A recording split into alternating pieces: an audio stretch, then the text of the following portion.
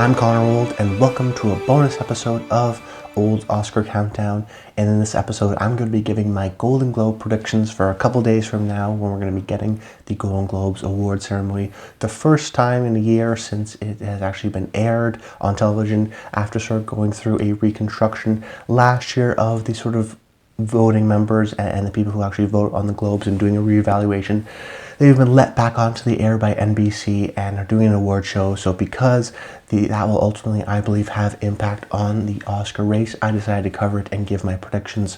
I landed in the top 5% of Gold Derby users when predicting the nominations. Very high accuracy. That's why you follow this channel, because I have now 6-7 years of historical accuracy of nominations of the Oscars, of Golden Globes, Critics' Choice, predicting what's going to win, but also what's going to get nominated. So decided to do this video to once again prove my high quality in predicting the award shows, and ultimately why you come here for this channel, for that accuracy and to build a great sort of fun Oscar loving community. And if you want to hear my thoughts on all the different categories, you can check the description where I have timestamps where you can jump around. But jumping into things, starting off with my prediction of what's going to win for Best Film Drama, I'm going to go with The Fabelmans.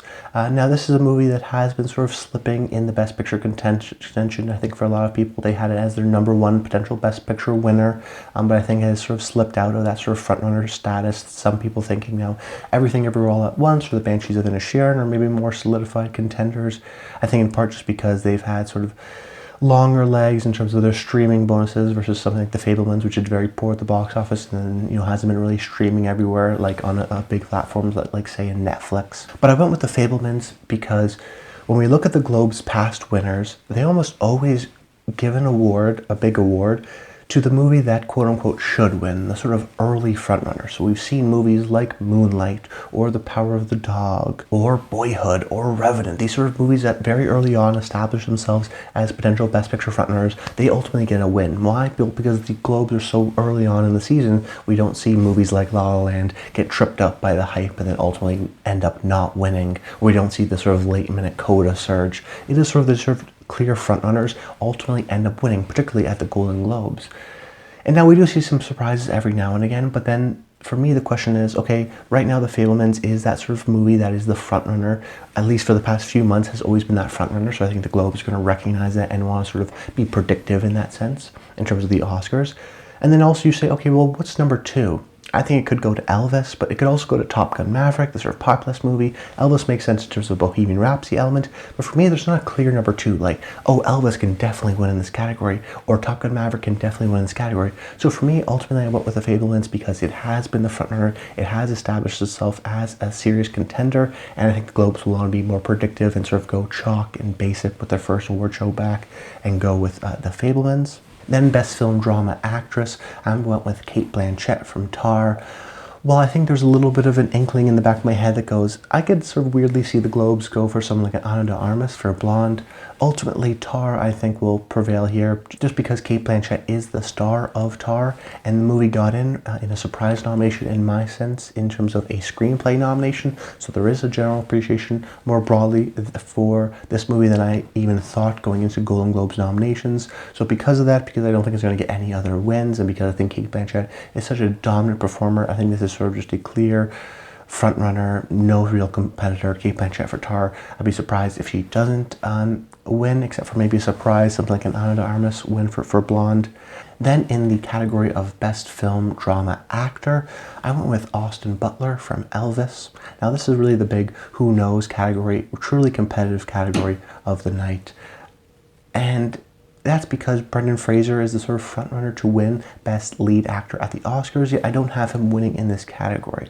Now, some people think he's not going to win, Brendan Fraser, because he's been very critical of the Golden Globes. He accused a former president of the Hollywood Foreign Press Association of sexual assault back in 2003. He is not going to be attending the award show because of that, and has been very critical of the Hollywood Foreign Press Association. So some people think he's not going to he's not going to win because of that. But I actually don't think he's going to win because of different reasons, because of really the strength of Austin Butler. When we see Austin Butler, of course, playing a 20th century pop icon in Elvis, who have the Globes awarded in the past? Rami Malek for Freddie Mercury. They gave him an award. Taron Egerton playing Elton John, they gave him an award. Joaquin Phoenix for playing Johnny Cash, they gave him an award. They really love this sort of musical biopic star, giving them that award over, some more established actors. So they love this prototype. They really liked Elvis. Let's not forget, it got in for Best Director and Best Film Drama, so it sort of overperformed in that sense. So I do think they really like Austin Butler, and they're going to want to give him that award, versus a movie like The Whale, which, Hong Chow didn't get nominated for Best Supporting Actress. So there's a little bit of a disappointment on that end for The Whale, versus Elvis actually overperformed for this group. Then you add on the fact that Brendan Fraser actually won't be attending the Globes this year. I think the Globes will want like high-profile celebrities and high-profile speeches. So just for the sake of their award show, I think they're actually going to be a little bit more conscious about it and actually go with the guy who's going to show up in the case of Austin Butler. But I also think the big sort of reason why I'm going with it ultimately is because of the performance that Butler is bringing and how the Globes really appreciate that style of performance more so than Brendan Fraser. Although I do think it'll be a competitive category. Then in the next category, Best Film, Comedy or Musical, I went with Everything Everywhere All at Once. And I think in terms of the best comedy categories, it's pretty difficult, and essentially every category you're either predicting a win for the Banshees of Inisherin or a win for Everything Everywhere All at Once. And for the most part, I'm betting on Everything Everywhere All at Once. The Banshees of Inisherin is a well-respected movie, of course got a lot of nominations. Martin McDonagh is well-respected within the Globes. That being said, it ultimately leaves you on a bit of a downer. It's got a little bit more of a melancholic aspect, nature to its third act. And where Three Billboards Outside Ebbing, Missouri had a similarly melancholic third act that felt important from like a societal, social, political element, Banshees of Inisherin seems a little bit more resolute and melancholic in its themes. It doesn't really leave you feeling super great and super energetic, whereas a movie like Everything Everywhere All at Once I think leaves you a little bit more on an optimistic note, on a creatively positive note, makes you want to be excited about filmmaking and hug your family and feel good ultimately. And ultimately I think that feeling will prevail, and this feeling of the cast sort of all coming together. I think it's going to be a big night for Everything Everywhere All at Once and sort of launch it into that frontrunner status. So because of how the movie actually makes you feel, and because I think it's going to win more than Banshees in some of the acting categories, I think that'll be enough to push it over the edge to give it for Best Film, Comedy or Musical. Then for Best Film, Comedy or Musical Lead Actress, I went with Michelle Yeoh from Everything Everywhere All at Once. There was a little bit of concern that maybe Margot Robbie surprises and has the ingenue factor, but I really do think it's going to be Michelle Yeoh because I'm betting on Everything Everywhere All at Once being a crowd favorite and doing very well at the Globes. It's hard to like that movie and not like Michelle Yeoh. She is at the center of it. And I also believe that the Globes are more favorable to acting narratives being celebrated. So things like Glenn Close has never won an Oscar before. Let's give her an Oscar. The Globes did that when they gave her the award for The Wife. They gave it to Chadwick Boseman for Ma Rainey's Black Bottom. They're more they appeal more to sort of the acting narratives, where the Oscars, if you remember those years, didn't give it to Glenn Close, didn't give it to Chadwick Boseman. They gave it to the performance that they liked. I think that's just because you have about 100 members voting on the Globes versus thousands of members voting at the Oscars. So there's just general more appreciation and an ability to shape narratives with a smaller group of people. And I think Michelle Yeoh has this sort of career retrospective narrative where she's never been nominated before, she's done great work, and this is sort of a great time to reward her for all the great stuff that she's done, for a great part in a movie that they like, but also as a career kind of award. And I think that sort of career narrative will really help here. Then Best Film, Comedy or Musical Actor, I went with Colin Farrell for The Banshees of Inisherin. Now, while I do think Everything Everywhere All at Once will get a lot of awards, The Banshees of Inisherin won't go home empty-handed, and this is at least one of the awards they will be getting. I think I'm probably the most confident in this category versus any other category. I really see no competition for Colin Farrell.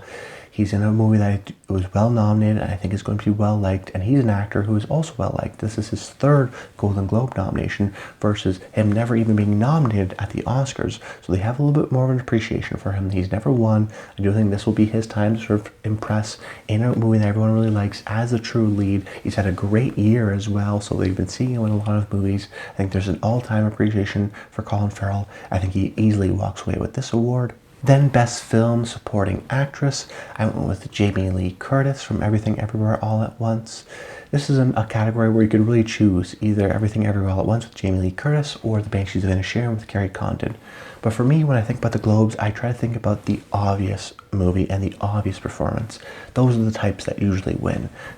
Actors like Aaron Taylor-Johnson in Nocturnal Animals give big performances. Rosamund Pike in I Care a Lot give big performances. So for me, the two elements of picking these performers were ultimately, do they have a big performance, an obvious kind of acting showcase?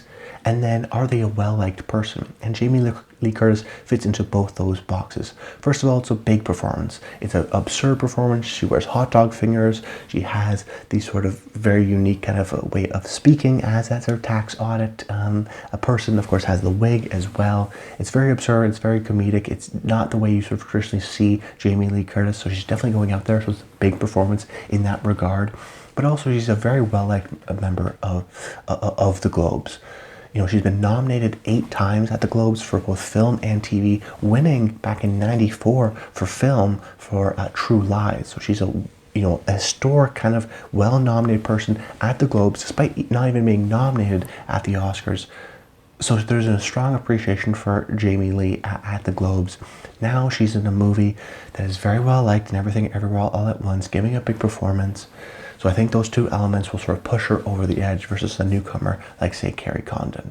Best Film Supporting Actor, I went with Quan from Everything Everywhere All at Once. Like I mentioned, I do think this will be sort of a big night for Everything Everywhere All at Once, and this will continue here. And as I mentioned, narratives are very important. I do think will affect how Globes voters ultimately vote. And this is a great sort of story, a great narrative. This young kid who was in the Indiana Jones movies, now coming back to acting in this great performance, sentimental, sweet, very heartfelt performance. Really easy to like him as a person in real life, but also as a performer. We've seen that sort of bleed between real life and the character you're playing help a lot of actors if they're very similar. Especially if you're not going to nominate someone like a Brendan Fraser, who has a clear sort of comeback story. This is another sort of great comeback story where you know he's going to give a good speech, so that helps. I wanted to go with someone like a Brendan Gleeson because I'm not super confident in Quan, even if his chances at the Oscars. But ultimately, when we're talking about the Globes, I like to think of those big performances. And Brendan Gleeson, when you actually see the movie, doesn't have as much to do as something like a Colin Farrell. He truly is a supporting actor.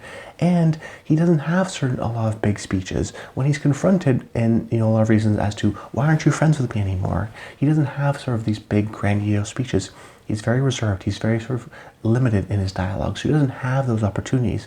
So ultimately, Brendan Gleeson, because he doesn't have that sort of great role, because he doesn't have that sort of big role, I don't think the Globes are going to feel the need to reward him, or they're going to sort of feel, I think, caught up with the feeling of Quan and his comeback story and his sort of very emotional performance in a movie that I think they're going to really like. Then Best Director, I went with Steven Spielberg for The Fabelmans. And I think a lot of people, as you're watching this video, have been surprised based on The Fabelmans' sort of performance, and particularly Steven Spielberg not getting into the BAFTA long list for Best Director. This is a potential winner who didn't get in there. Very surprising. So you may be like, oh, Steven Spielberg, he's out, he's done, they smell blood in the water, but I still think he's going to win here. Let's not forget the Globes have awarded directors like Alfonso Cuarón in the past who have made very personal movies in the same way Steven Spielberg is making a very personal movie here that only he could make. I also think it's important to note that Steven Spielberg is going to be attending the Golden Globes, and let's not forget, about 2-3 weeks ago, we weren't sure exactly who would be attending the Golden Globes because, yes, they've nominated everybody. Yes, they're coming back to TV, but will the celebrities actually show up? There's a lot of controversy that I think a lot of people thought they were going to be able to get out of the Golden Globes. But Steven Spielberg was one of the very first people that decided, hey, we're going to go to the Golden Globe ceremony, we're going to show up, and we're going to show our support. And Steven Spielberg, for many people, is still sort of a king of Hollywood, the sort of stalwart of what's acceptable or not. And I think his decision to go to the Golden Globes allowed and made it acceptable for a lot of other people to also attend the awards ceremony. Whereas if he decided not to go, I think there would be some hesitance from other actors and other producers not to go as well. So I think the Globes will ultimately appreciate that he gave them another chance and that he will be going to the awards ceremony. And I also ultimately think that they will like the movie, they'll give it for Best Film Drama, and they'll appreciate his sort of personal ability to give his true life story and his childhood to a film and be so intimate and personal in that sense. Now, if Everything Everywhere All at Once is a true sort of clear frontrunner, the Daniels could win for Best Director here, but I think Steven Spielberg, his respect, his power, and his decision to ultimately back the Globes in a way by showing up to the award ceremony will be enough and garner enough favor amongst voters to give it to Steven Spielberg here. Then, the Best Screenplay category, I went with The Banshees of Inisherin. Now, you may think, hey Connor, you've been backing Everything Everywhere All at Once. Why are you not predicting it here? Why are you going with The Banshees of Inisherin? Don't you think Everything All at Once will win Best Original Screenplay at the Oscars? Yes, I do. I think that's all true. But I actually think The Banshees of Inisherin is going to win here in this category, beating out Everything Everywhere All at Once, because the Globes historically have shown us that when choosing between a sort of dialogue traditional screenplay and an original unique screenplay, they almost always choose the dialogue heavy traditional screenplay. They went with Three Billboards Outside Ebbing, Missouri over Get Out. They went with Trial of Chicago 7 over Promising Young Woman. Both latter situations, Promising Young Woman and Get Out, won at the Oscars. They were sort of the creative, unique, interesting kind of screenplays, versus the other ones were more of the sort of crowd-pleasing, traditional, dialogue-focused, funny kind of movies, or political movies. And I think in this case, we have a similar situation, at least how I see it. Everything Everywhere All at Once is like the Get Out. It's like the Promising Young Woman's creative, unique screenplay, changing the format, versus the Banshees of Inisherin, smartly written, traditional format, but very sort of actor-focused, dialogue-focused kind of a movie. And we've seen the Globes continuously sort of vote for those kinds of movies. Belfast, even last year, over something like Licorice Pizza. Now, Belfast ultimately ended up winning for Best Original Screenplay at the Oscars, but that being said, they still went with the more sort of traditional kind of a screenplay. And this year, when we're choosing the two options, Banshees of Inisherin is much more of the traditional option. This is also another way to give Martin McDonagh a great award and a personal award for Best Screenplay, even if they're not going to give the film Best Comedy. So it's a little bit of a way to split their vote. Hey, we'll give Martin the award for Best Screenplay, and then we'll give Everything Everywhere All at Once the award for Best Film. Then Best Animated Feature, I'm going to go with Pinocchio, because ultimately the Globes are very predictive of the Oscars winner at Animated Feature. If you look at the past 10 years, the Globes winner for Best Animated Feature has lined up with the Oscars winner for Best Animated Feature 8 out of the last 10 years. Right now, I think the frontrunner to win for Best Animated Feature is Pinocchio at the Oscars. There's a strong respect for Guillermo del Toro, generally within these sort of awards groups. His respect and appreciation will push Pinocchio over the edge into a win. Let's also not forget, Pinocchio got nominated in 2 other categories at the Globes in Best Song and Best Score. So this shows that there's general broad support for this. This would probably be the other category that I'm pretty confident in that Pinocchio will get in for Best Animated Feature. Then Best Motion Picture, not in the English language, I went with All Quiet on the Western Front. Now, for a lot of my predictions, they've been pretty chalk, they've been pretty boring, but this one I went out on a little bit of an edge. I think a lot of people think RRR is going to win, and while I definitely think it could, ultimately I'm looking at the breadcrumbs, I'm looking at what's the Oscars and what awards bodies have been telling us, and they've all been telling us All Quiet on the Western Front is really well liked. It overperformed at BAFTA long lists. It overperformed at the Oscar shortlists. It's telling me a lot of people have been seeing this, and a lot of people have been liking the movie. I think it's the frontrunner to win for Best International Feature at the Oscars. I think it could get in for Best Picture at the Oscars. I think there's a lot of momentum building up late at the right time here for Globes voting before they occur, before the award show happens on Tuesday. And I think people have been sort of putting in All Quiet on the Western Front at the very end of their watching lists. I think the momentum has shifted, and I think enough people, and clearly if you look at the support, if you look at all the awards bodies, except for critics awards bodies, All Quiet on the Western Front, the industry awards have been telling us, is a very strong movie and is very well appreciated. I think people will be surprised when this movie beats out RRR at the Globes. Then for Best Score, I went with Babylon, and now this is a very competitive category. This is a category where I could see literally every single nominee potentially winning. I wouldn't be surprised if any of the nominees actually won. But ultimately I went with Babylon because of a process of elimination. If you look at something like The Fabelmans, I think it's going to get in for director and drama. Does it really need to also get in for John Williams? Not necessarily. It's already getting 2 big awards. You don't feel the need to want to reward it here. Then Women Talking, a movie that totally disappointed at the award show and didn't get any nominations that people thought it would get. Will they want to support a movie that they don't really like? I don't think so. Then the Banshees of Inisherin, where I think it's going to get 2 other wins. Do they feel like it needs to get a score win when it's already getting 2 other big wins? Not necessarily. And then Pinocchio, well, that's going to win for Best Animated Feature, so they'll feel a need to give Alexander Desplat maybe another award. So ultimately it came down to Babylon, who is from Justin Hurwitz, who is a 3-time Globe nominee and 3-time Globe winner, winning for First Man when that movie didn't even get in for Best Film Drama. That wasn't even a super well-liked movie, and he still won for First Man. Because generally the Globes like the sort of musical, easy-to-listen-to type scores, where they're very sort of less in the background and very much more sort of showy in your face. And I think Babylon has a very sort of in your face, very much a part of the movie kind of a score. And Babylon is a very well liked movie at the Globes. It has 5 nominations. Is it going to blank out completely? I don't think so. When it can win in a category like this, Justin Hurwitz, 3-time Globe nominee, 3-time Globe winner. He won for a movie in First Man that wasn't even as well liked as something like Babylon.